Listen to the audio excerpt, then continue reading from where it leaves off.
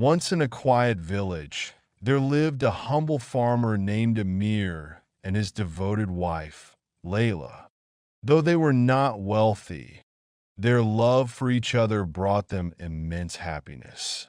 Amir worked tirelessly in the fields, and Layla took care of their modest home, cooking meals and tending to their small garden. Their neighbor, a wealthy and cunning merchant named Javid, often admired Layla from afar. He was captivated by her beauty and envied the simple happiness she shared with her husband. Javid, used to getting what he wanted, devised a plan to lure Layla away from Amir Point one afternoon. While Amir was toiling in the fields, Javid knocked on Layla's door. "Good day, Layla," he began with a charming smile. "You are too lovely for such a simple life. Look at your hands, calloused from hard work, and your clothes, plain and old. A woman like you deserves silk, jewels, and perfumes from the finest markets." Layla listened politely, but dismissed his words. "My husband and I are happy, Javid. Thank you for your concern, but I need nothing more." But Javid was persistent. Each day, he came with lavish gifts, embroidered shawls, sparkling trinkets, and fragrant oils. He spoke of the luxury he could provide if only she left Amir. At first, Layla resisted. However, over time, she began to wonder, why doesn't Amir give me such things? Does he truly value me? That night, as Amir returned home, tired and sweaty, Layla confronted him. "Husband, why do you never bring me anything beautiful? Look at my clothes. They are worn and faded. Don't you care about me?" Amir was taken aback, but replied gently, "Layla, my love, I work hard to provide for us. We have food, a roof over our heads, and each other. Isn't that enough?" But Layla was not satisfied. "If you love me, Amir, prove it. Bring me something beautiful." Amir's heart sank. He did not have the means to buy expensive gifts, but he could not bear to see Layla unhappy. The next morning, he sold a portion of his harvest and used the money to buy a fine silk scarf for her. Layla was delighted, but her joy was short-lived. Javid soon returned with an even more elaborate gift, a necklace encrusted with jewels. "You see, Layla," he said smugly, "a man who truly loves you will give you the world. Can your husband match this?" Layla began to doubt Amir's love. When she asked him for more, Amir grew worried. He did not want to lose her, but had no way to compete with the merchant's wealth. Point one evening, as Amir sat by the river, pondering his troubles, an old man approached him. "You seem troubled, my son," the stranger said. Amir explained his plight, and the old man listened carefully. After a moment, he said, "I have something that may help you." He handed Amir two small jars, one filled with clear water and the other with golden liquid.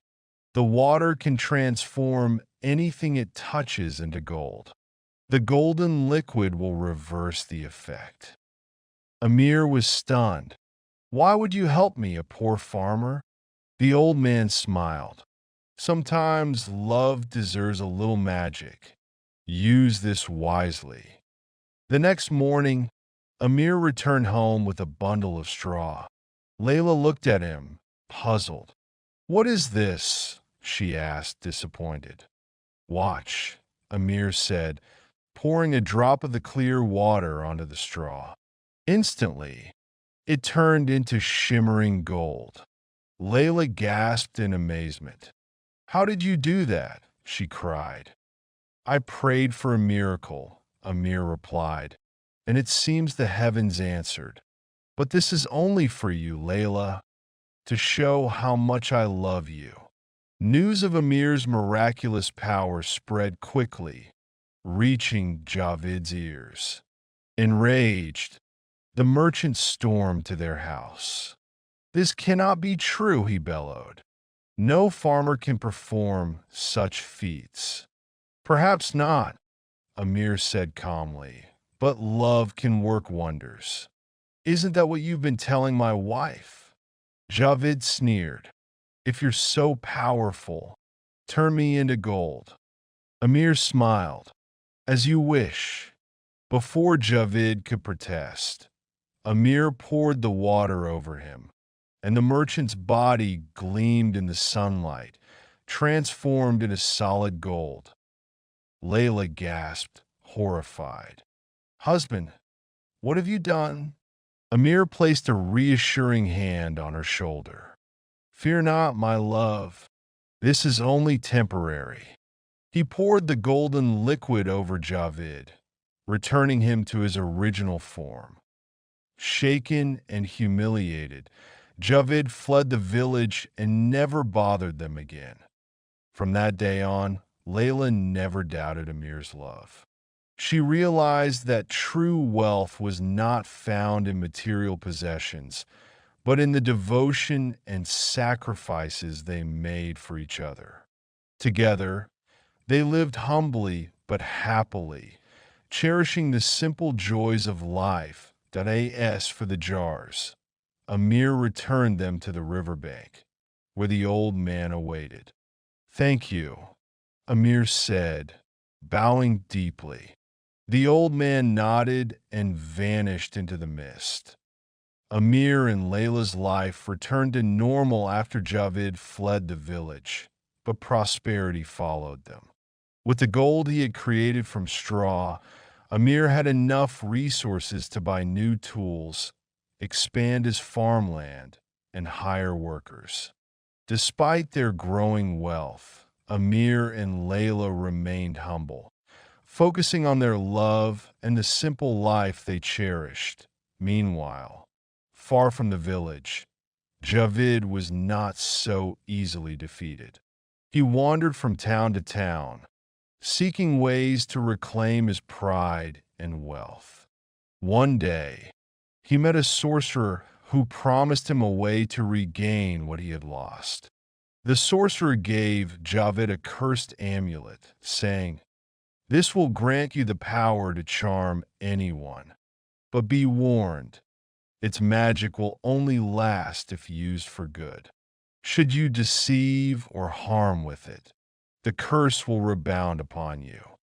Blinded by his desire for revenge, Javid ignored the warning.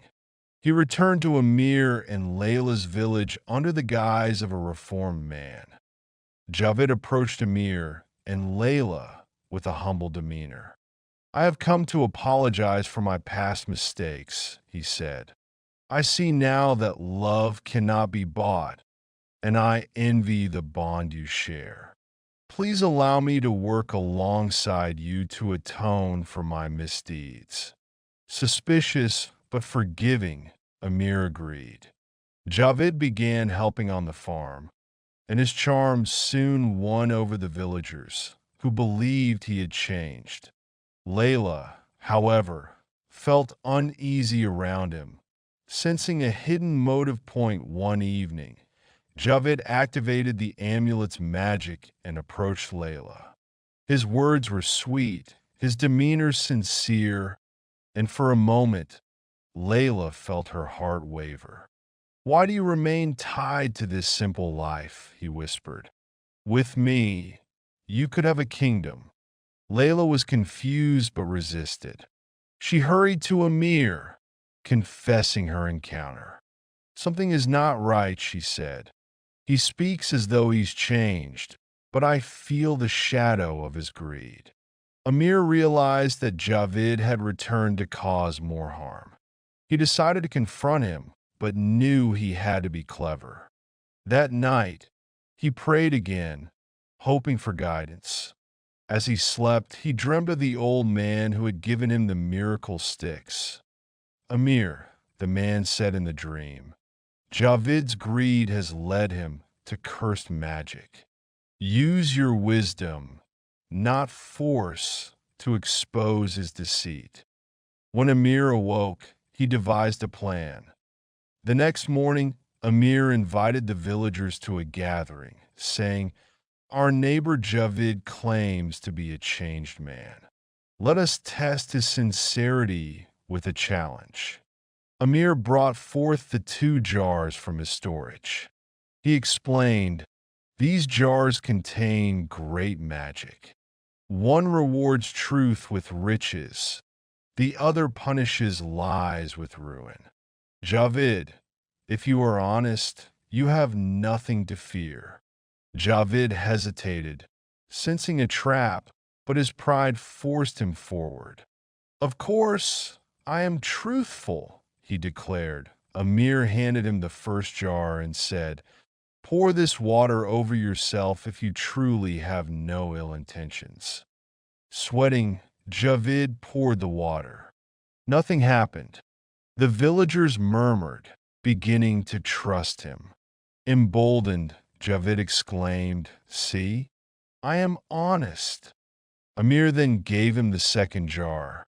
"Now, pour this water over your heart to prove that your love for others is pure."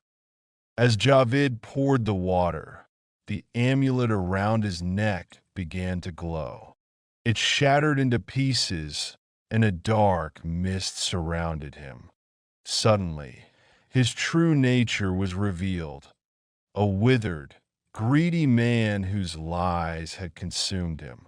The villagers gasped as the curse rebounded, turning Javid into a statue of black stone. The villagers praised Amir's wisdom and Layla's loyalty. They took the stone statue and placed it in the center of the village as a reminder of the dangers of greed and deceit. Amir and Layla continued to live peacefully, their bond stronger than ever. They used their wealth to help the village grow, ensuring no one else was tempted by greed. Though life brought its challenges, they faced them together, knowing their love was their greatest treasure. And as for the jars, Amir returned them to the river, thanking the mysterious old man in his heart for teaching him that miracles come not from magic, but from faith, love, and integrity.